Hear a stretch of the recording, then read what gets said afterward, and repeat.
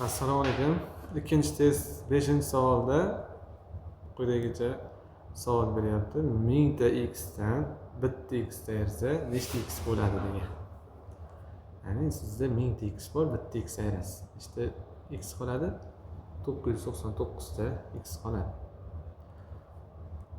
Keyingi savolida, 7-savolida tenglar berilgan. Shu yerdan dan topishimiz kerak.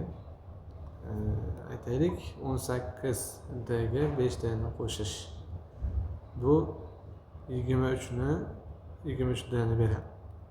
Mana bu 23 ni bu tomonga qo'shib o'tkazamiz. 46 qo'shilgan 23 bo'lib o'tdi. Sababi bu tarafda, chap tarafda minus edi. Yana 23 da teng 46 23 ni qo'shamiz. 80 60 9.